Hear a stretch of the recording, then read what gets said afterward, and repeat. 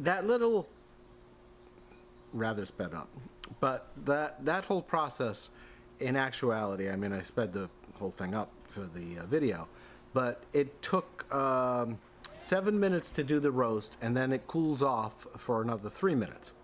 So 10 minutes to do that. And that was an Ethiopian natural. Now, the naturals, I think we've talked about that before. You know, they process them with the fruit on there, they dry out there, it imparts a different flavor. The problem with those is, and so far, whoop, I don't know what happened. The problem with naturals is not everybody's going to like them. They have a different flavor than just coffees. You know, I mean, you'll get berries, you'll get spices, you get all kinds of different things with them. And I find that most people, like I gave another Ethiopian to a guy I know, and he was like, oh my God, that was so delicious. Berries, fruit, the whole works. And that's just part of the bean in the process and the natural. The downside with the natural processed coffees is that because they dry them in the cherry and then separate it off after, you can't really tell, or at least this has been my experience, you can't really tell which ones are immature beans and which ones are perfectly fine.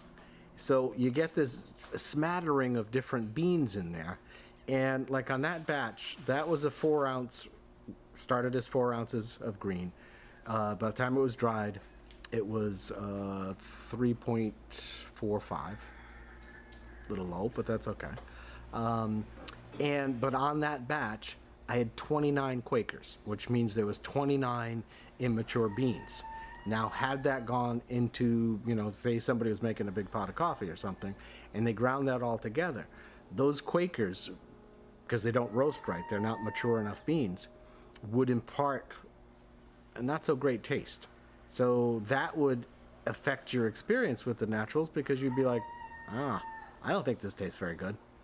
So it's a dilemma that I haven't figured out what we're going to do about that, because there's only 2 options. I mean, I'm going to try some other suppliers who have naturals and see if it's any better. But the 2 options are, one, Sid or I would have to go through, you know, roast up a batch, and then you physically have to go through, put them on like a screen.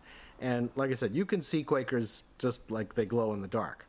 I'm going to try finding, I read somewhere or saw somewhere that you can tell defective beans with a ultraviolet light. So I'm going to try that, because that way if you put the green beans out and you can spot them and pick them out before the roast, wonderful. Okay, great, that'll solve that problem.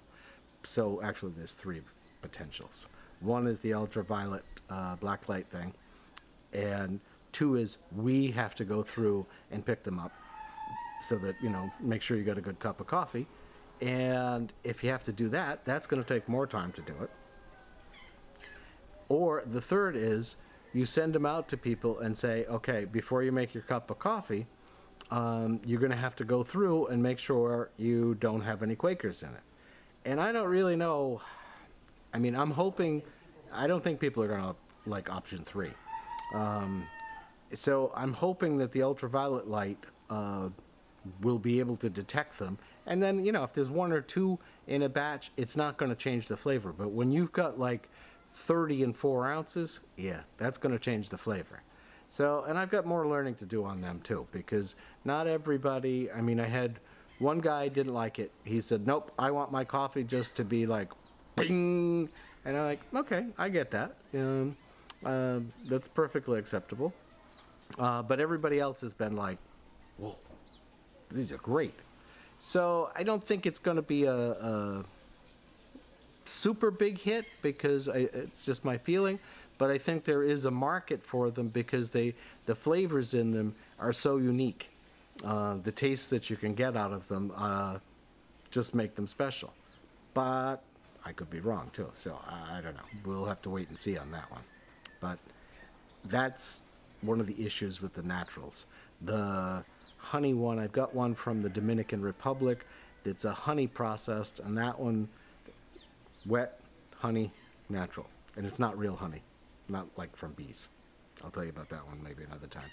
But those are potentially great beans, and once we get up and set and everything else, I think the guy in Dominican Republic has, I think he has like 300 people who work for him. So that's good. It's organic, it's natural processed, it's got some great flavors too, and could be a business trip.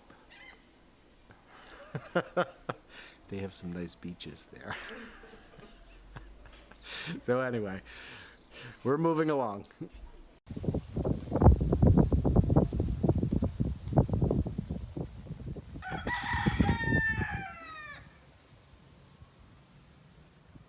Does it look like morning to you?